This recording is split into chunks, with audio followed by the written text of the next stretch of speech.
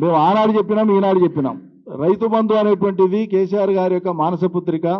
ఒక సంక్షోభంలో గత సమైక్య రాష్ట్రంలో విధ్వంసమైనటువంటి తెలంగాణ రైతాంగం, తెలంగాణ వ్యవసాయ రంగాన్ని ఒక ఉన్నత స్థితికి తీసుకురానికే, ఆత్మవిశ్వాసం కల్పించడానికే, సంక్షోభం నుంచి బయట వేయనికే, బతుకుతో కూడినటువంటి భారంతో కూడినటువంటి జీవితం కాకుండా ఒక బంగారు జీవితం రైతాంగం జీవించాలని, వ్యక్తులకు మేలు చేయడం కాదు, ఒక రంగానికి మేలు చేసేటువంటి సదాశయంతోనే రైతు బంధు పథకాన్ని తీసుకొచ్చినామని ఆనాడు కేసీఆర్ గారు పలుమార్లు చెప్పినారు.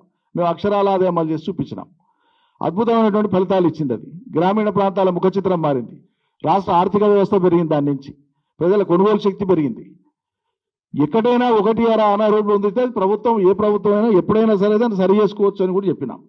కానీ మీరు దీన్ని చిలువలు వలువలు చేసి అసలు అనర్హులకే దక్కింది అనేటువంటి మాటలు మాట్లాడి మరి మీరు అలా అంతిమంగా ఎన్నికల ముందు మొత్తం రైతాంగానికి మేము గతంలో ఇచ్చినటువంటి రైతాంగానికి 5 ఎకరాలు 10 ఎకరాలు అన్నోళ్ళు, ఇవన్నీ మాట్లాడిన వాళ్ళు, అవి మాట్లాడిన వాళ్ళు అన్ని పక్కకు పెట్టి అలా మొత్తం భూమి కలిగిన రైతులకంతా ఇవ్వడానికి సిద్ధపడ్డారు. సంతోషం.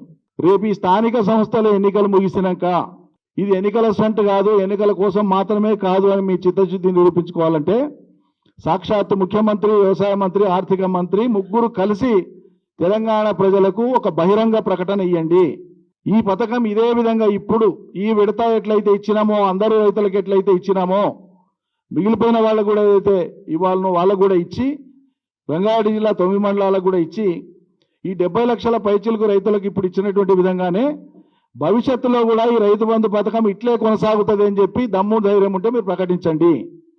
ఎందుకంటే మాకున్న క్రెడిబుల్ ఇన్ఫర్మేషన్ నేను గతంలో కూడా చెప్పిన ఇక్కడి నుంచే ప్రెస్ మీట్లో, ఈ స్థానిక సంస్థల ఎన్నికల తర్వాత ఖచ్చితంగా ఈ ప్రభుత్వం రైతు బంధు పథకాన్నే ఎత్తేయబోతున్నది.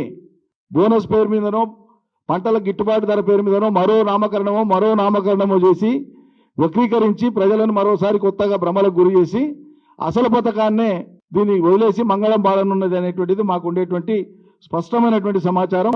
దీని మీద ప్రభుత్వ పెద్దలే ప్రజలకు క్లారిఫై చేయాలని చెప్పి మేము విజ్ఞప్తి చేస్తా ఉన్నాం.